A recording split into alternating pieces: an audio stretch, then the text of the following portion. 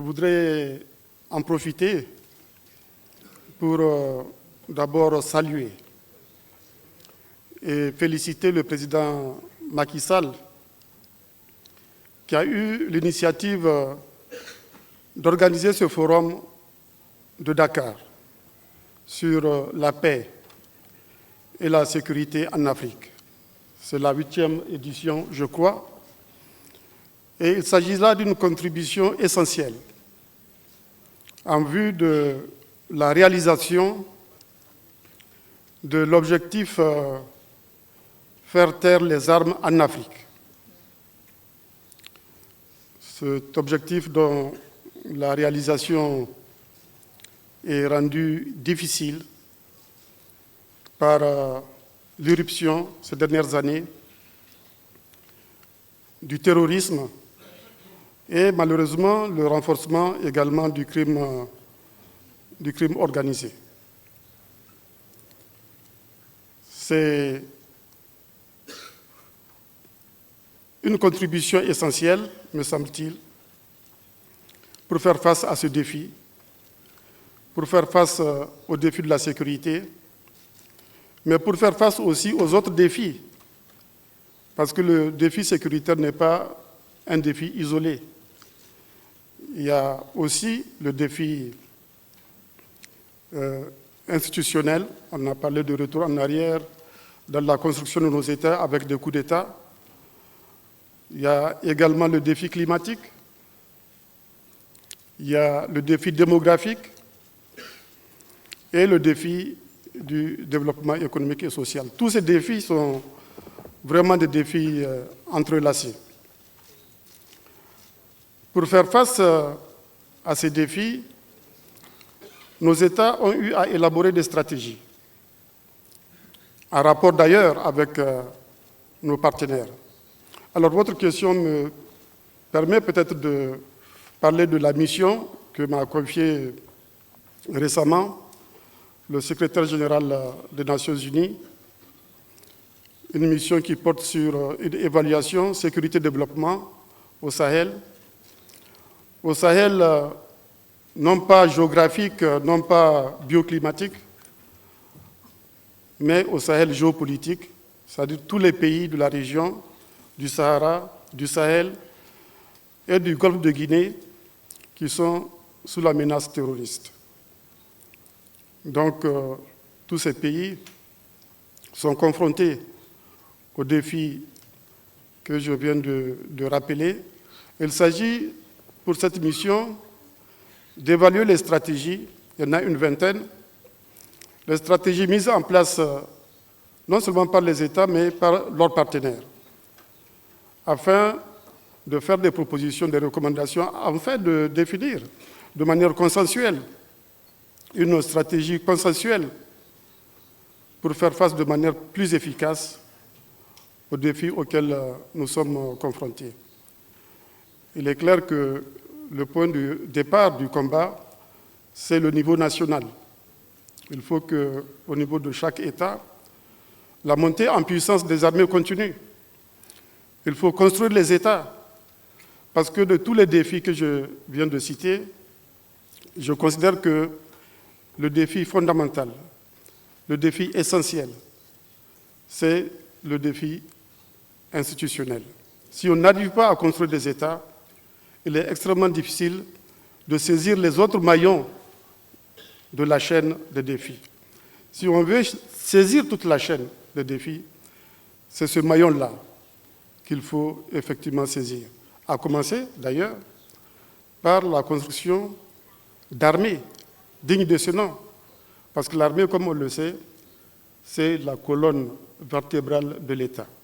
S'il n'y a pas d'armée, il n'y a pas d'État. Or, malheureusement, ces défis sont survenus dans notre espace à un moment où, en réalité, je peux le dire, on n'a pas d'armée capable de faire face aux menaces. Il faut construire ces armées. C'est la leçon que je tire, en tout cas, de l'expérience que j'ai eue au Niger pendant 10 ans, de 2011 à 2021. Cet effort doit se poursuivre. Nous ne sommes pas dans une situation normale. Nous sommes en guerre Il faut par conséquent mobiliser les moyens nécessaires qui puissent nous permettre d'avoir des armées puissantes, qui puissent nous permettre de manière souveraine d'assurer notre sécurité, qui puissent permettre de manière souveraine de garantir ce droit à nos citoyens. Et d'ailleurs, la construction des États est nécessaire pour relever les autres défis que j'ai cités plus haut. Donc, ça c'est au niveau national. Mais je suis convaincu que le niveau national ne suffit pas. Il faut mutualiser les capacités entre nos pays pour faire face à cet ennemi commun.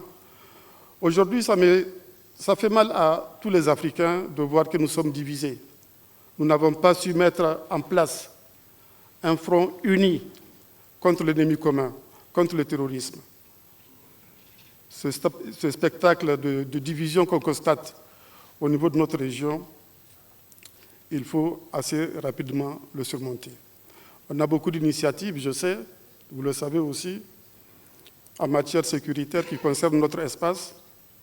Il y a par exemple le CEMOC, le Comité d'état-major opérationnel conjoint, qui concerne des pays comme l'Algérie, la Mauritanie, le Niger et le Mali.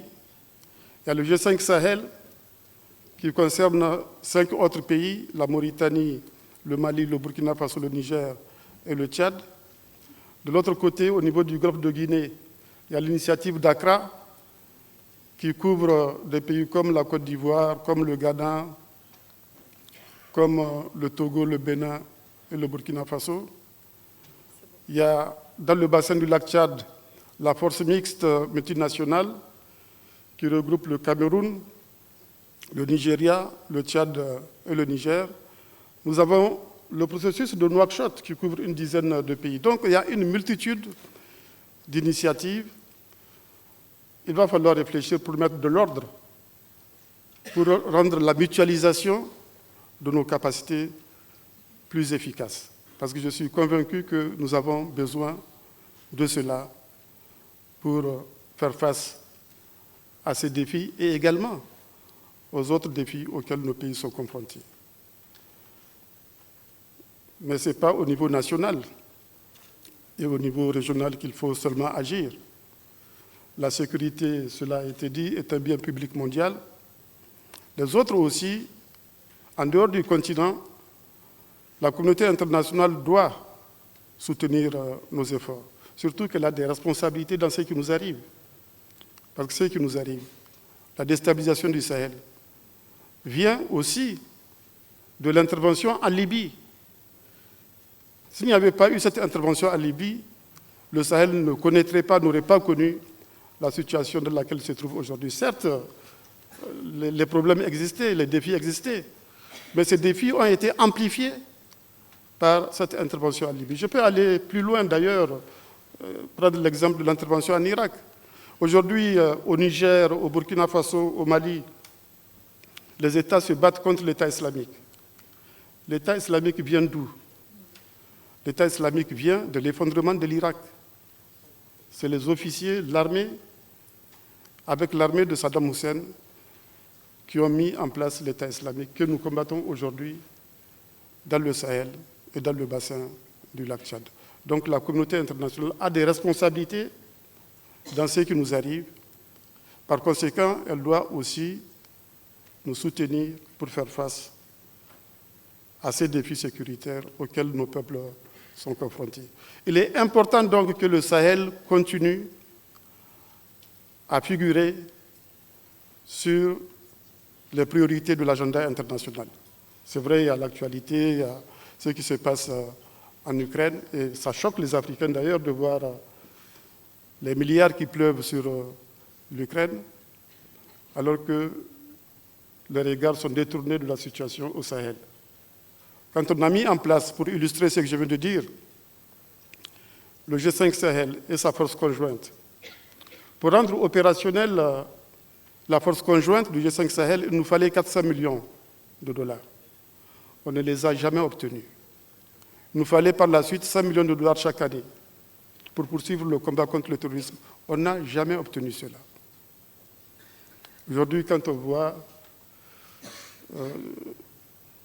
les soutiens massifs qui sont apportés en Ukraine, on a le sentiment d'avoir deux poids, deux mesures. Cela ne veut pas dire que nous voulons porter nos responsabilités sur les autres. La ministre l'a dit tout à l'heure dans son intervention. Nous devons prendre d'abord nos propres responsabilités, assurer notre propre souveraineté sécuritaire et également souveraineté sur les autres plans, sur le plan alimentaire, sur le plan énergétique, etc. Mais cela ne doit pas dispenser la communauté internationale de faire preuve de solidarité vis-à-vis du Sahel, y compris et surtout sur le plan sécuritaire. À un moment où la plupart de nos États étaient colonisés. Et donc l'Organisation des Nations Unies actuelle ne tient pas compte des évolutions qu'il y a eu depuis 70 ans. Beaucoup de pays sont arrivés à la souveraineté nationale, que ce soit en Afrique ou ailleurs. Les réalités géopolitiques actuelles ne sont plus celles des lendemains de la Seconde Guerre mondiale.